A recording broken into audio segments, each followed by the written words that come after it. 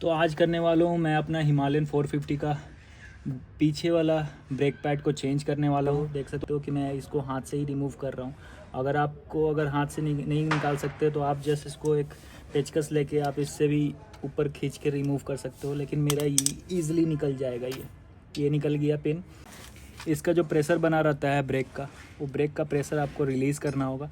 तो उसके लिए आपको इसको निकालने से पहले, पिन को निकालने के बाद आपको इसको सिंपली पीछे की तरफ पुश करना है। आप देख सकते हो इसको पीछे की तरफ पुश करने से ये देखो ये पीछे जा रहा है। ठीक है,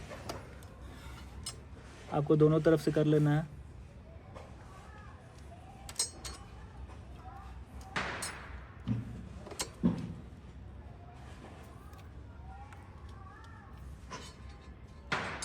ये पीछे की तरफ पुश हो गया।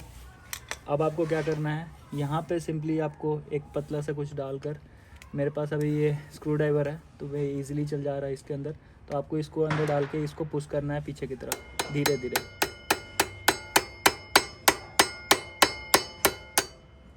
और ये निकल जाएगा यहाँ से। इसको आप हल्के हाथों से पीछे कर लो, ये निकल गया। अब ये जो ब्रेक पैड है इसको धीरे से आप निकाल लो। इसमें अभी भी है आई गेस 50 किलोमीटर मेरा चल जाएगा ये।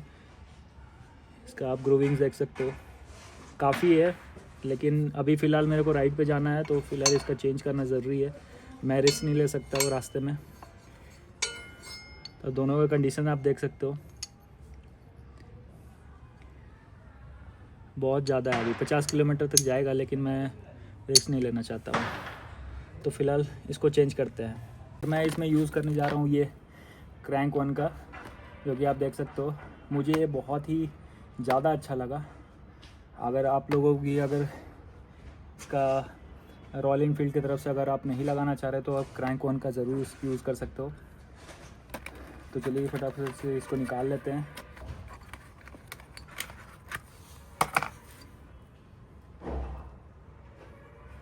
और आप देख सकते हो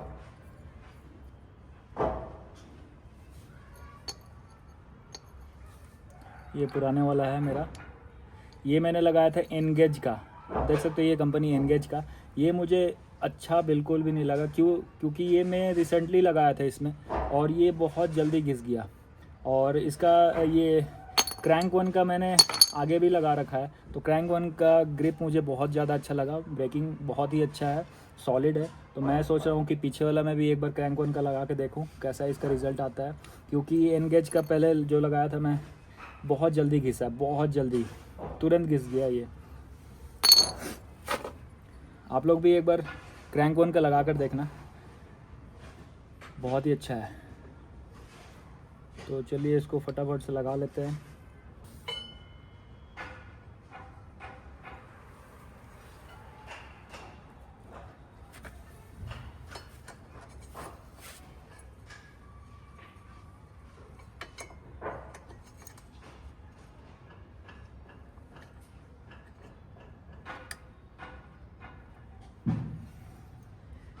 इसको आप जब भी लगाओगे तो इसमें क्लिक करके कुछ आवाज़ आएगा जो कि पीछे जाके बैठ जाता है। ठीक है, तो आप हमेशा ध्यान रहना लगाने समय, ये पीछे करके क्लिक करके एक आवाज़ आएगा जब भी लगाओगे।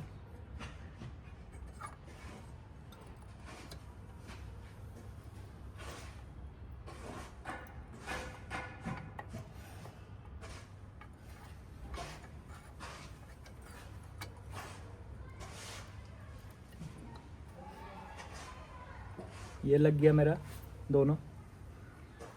अब आपको कुछ नहीं करना है, इसको बस पीछे वाला जो क्लिप है इसको बस इसमें फंसाना है, इसको पुश करना है आगे, ये इसमें से लग जाएगा आगे। ये जब इसमें दोनों फंस जाए तो आपको क्या करना है, उस तरफ जाकर यहाँ से इसको थोड़ा सा ठोकना है। तो चलिए इसको ठोक लेते हैं उधर से।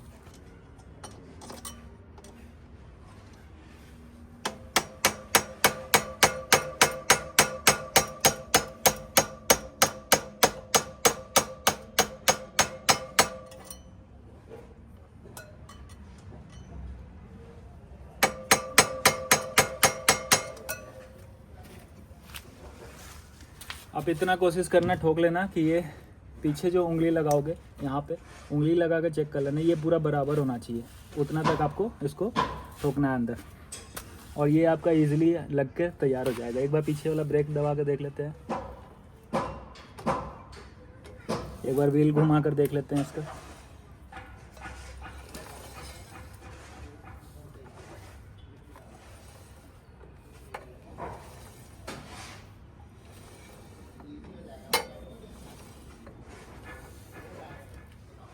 ये मेरा ब्रेक लग के तैयार हो गया। तो लास्ट काम है इसका, ये सर्किट क्लिप लगाना है इसमें, ये भी इजीली लग जाएगा, बस इसको लगाकर ऊपर से प्रेस करना है और ये लग गया। तो बस इतना इजी है लगाना, कोई रॉकेट साइंस नहीं है, आपको जाने का ज़रूरत नहीं है। आप ब्रेक पैड बस ख़रीद के अपने पास रख लो और इजीली आप घर में लगा सकते हो। और वैसे भी आपकी बाइक है तो आपको नॉलेज होना बहुत ज़रूरी है, क्योंकि आप लॉन्ग टूर पे जा रहे हो, तो लॉन्ग टूर में आपका कभी भी ऐसा सिचुएशन हो सकता है कि आपको ब्रेक पैड चेंज करना पड़े या फिर आपको कुछ भी करना पड़े, कुछ भी ख़राबी हो, तो आपको बाइक के बारे में आपको नॉलेज होना बहुत ही ज़रूरी है। चाहे पंचर हो, चाहे कुछ भी हो, टायर बदलना हो, चाहे कुछ भी रिलेटेड हो इशू, आपको आना बहुत ही ज़रूरी है। तो ये है, मैं दिखाने का यही पर्पस है कि आप इजीली इसको लगा सकते हो घर पे। तो आपको कहीं भी सर्विस सेंटर में जाने का ज़रूरत नहीं है, आपको लेबर चार्जेस पे करने का कोई ज़रूरत नहीं है। तो बढ़िया लगा वीडियो तो लाइक कर देना और शेयर कर देना अपने दोस्तों को।